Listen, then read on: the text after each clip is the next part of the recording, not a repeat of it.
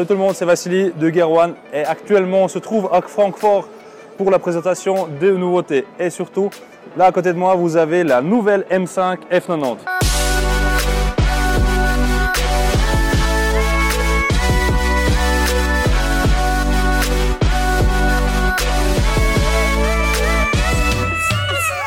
Je roule moi-même une M5, oui c'est une 60 mais pour l'instant elle me convient très bien. Donc voilà, je suis là surtout pour vous dire autre chose que des chiffres que vous pouvez voir sur les fiches techniques. Tout d'abord à commencer par la puissance, comme j'ai déjà dit avant, 600 chevaux, je suis malheureusement un petit peu déçu car nous retombons un petit peu sur les mêmes chevaux que la dernière version de la M5 F10. Ensuite oui, toute grande nouveauté vous allez me dire, c'est le 4x4, voilà.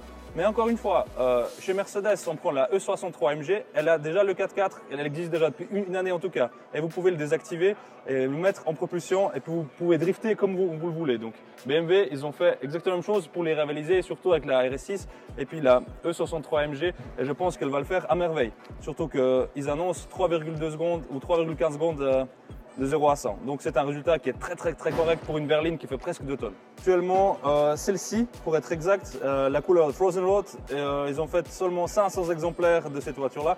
Donc si vous la voulez, voilà, avec 500, donc c'est pas sûr que vous l'ayez. Pour le monde entier, hein, pour cette grande petite fenêtre. Vous avez la M4, donc la coupée CS.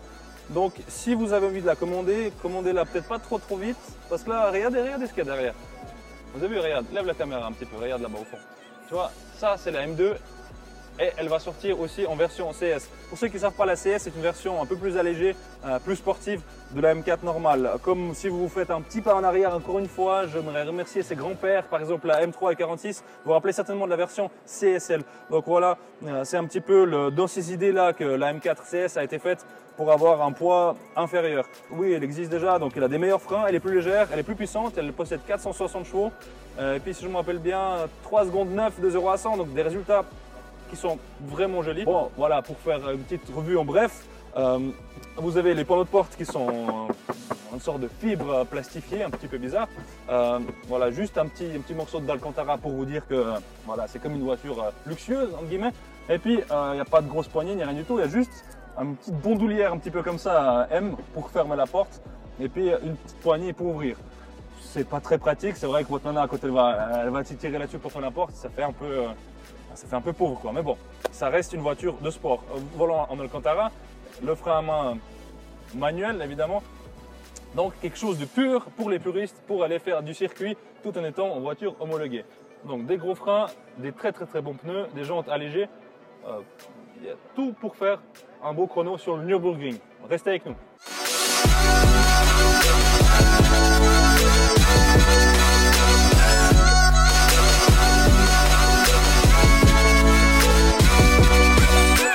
Nous sommes chez BMW Concept Car. Vous vous rappelez des années 90, vous vous rappelez de la 840 et de la 850, les coupés énormes, les coupés luxueux. Et voilà, ils ont fait retour ici avec cette magnifique série 8. Regardez-moi juste ça. Ces lignes, c'est vraiment super beau. Je suis aux premières loges de la présentation de ce magnifique X7. Là, vous pouvez voir juste derrière moi. Il est juste là. Donc cette carrosserie très futuriste. Vous pouvez voir ces feux qui sont full LED. C'est impressionnant. C'est laser même. Je m'excuse, c'est même pas du LED. Donc c'est un grand SUV pour concurrencer la Mercedes GLS et la Q7. Donc c'est un 6 places actuellement. Je pensais que c'était un 7, mais c'est un 6 places. Au design très futuriste. Et puis j'ai regardé au niveau des données techniques. Les ingénieurs ont fait de sorte que l'espace dans ce SUV soit remarquable. C'est-à-dire qu'on a l'impression qu'on est dans une voiture monstrueuse. C'est le cas. Elle est vraiment énorme, elle est vraiment grosse.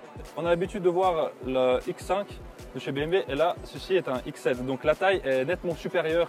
J'ai envie de dire, il est beaucoup plus long, beaucoup plus large. L'arrière est beaucoup plus gros. Donc cette voiture-là va s'adresser plutôt aux familles, aux grandes familles qui ont 2-3 enfants. Mais qui ont aussi de l'argent, hein, j'ai envie de dire, parce que ça ne sera pas donné. Les formes sont incroyables et puis je trouve qu'il n'exprime pas cette agressivité comme le X5. Et il est assez apaisant. On le regarde, on a envie de s'asseoir dedans, de rouler, faire un long trajet et puis adorer le paysage qui nous entoure. Donc cette voiture-là avec les vitres énormissimes qui sont là, évidemment le toit panoramique, double toit panoramique, nous offre une vue exceptionnelle à travers cette X7. Et puis évidemment, j'ai oublié de parler de la calandre. Donc ils sont venus à la calandre qui est un peu plus allongée, comme sur le vieil BM. Je ne sais pas si vous vous rappelez, les toutes vieilles BM, elles avaient ce genre de calandre là. Mais vraiment, elle est énorme. J'ai l'impression que maintenant, elle va prendre toute la face avant là. Et voici la concept car de la i5. Et oui, tout le monde parle des Tesla, tout le monde parle des voitures électriques. Et BMW, ils ont répondu fort cette fois-ci avec la nouvelle i5 qui est juste ici. Un ensemble en fait de la i3 et de la i8. Si on veut, elle est beaucoup plus grande. Donc si on veut, c'est vraiment la rivale, c'est vraiment la réponse de BMW pour Tesla.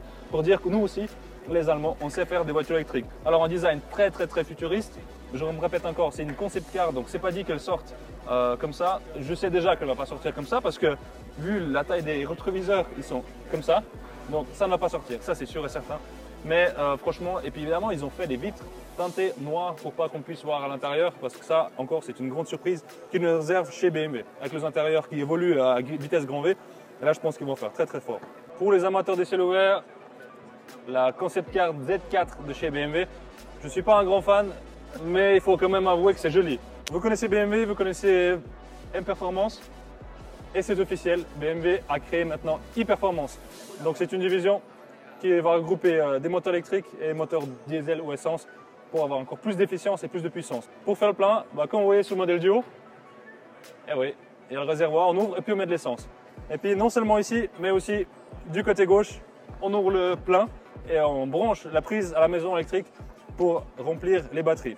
Bon les gars, on a parlé de BMW M-Performance et performance, mais si vous êtes artiste, vous avez fumé de l'herbe un peu puis boire un peu d'alcool, merde, tu vois ça? Tu vas pas me dire qu'ils ont rien bu en faisant cette couleur, ils ont rien fumé là les gars. En plus. Hein. Bon, je crois que ce qu'ils ont fumé c'était de la bonne parce que regardez-moi ces couleurs les gars. Oh Dieu, c'est un truc de fou, je vais essayer de rentrer là-dedans. Ouais, il faut pas être énorme. Bon ça va, je suis pas énorme. Putain, c'est jaune. Eh, vous savez quoi les gars? Ils ont pas seulement fumé, ils ont pas seulement bu, mais ils étaient à Amsterdam. Ils ont acheté une énorme dose de champignons pour faire cet intérieur en jaune, les gars. Vous comprenez ce que je dis? Oh là là, mais c'est quand même beau, ouais. C'est une i8, donc moteur électrique combiné avec un moteur à essence, un litre 7 ou un litre 5, je ne me rappelle plus très bien, qui nous sort des performances incroyables tout en restant économique. Et évidemment, vous êtes en dessous de 120 grammes, 2 sur 2. Mais par contre, vous avez beaucoup de grammes de drogue pour avoir un intérieur pareil. Voilà, vous savez où je suis, les gars? J'ai une classe S, S500, la toute dernière. Ah, vous voulez juste sentir la douceur de ce petit coussin qui m'enrobe, les gars, c'est ultra confortable. Vous voyez ce bois, vous voyez toutes ces finitions qui sont incroyables. Et voilà, on est juste en train de se déplacer d'un point A au point B. Donc là, on va chez Mercedes pour voir un petit peu leur nouveauté et je vais vous présenter un petit peu en bref ce qu'il y a. Mais juste pour vous dire, on n'est pas en train de marcher, on n'est pas en Segway, on n'est pas en trottinette, on n'est pas en bus, on est d'une S-Class. Okay, et puis l'insonorisation elle est juste parfaite. Et puis là je peux voir le ciel, regarde le ciel, là, on peut juste voir les magnifiques arbres, les immeubles, le ciel.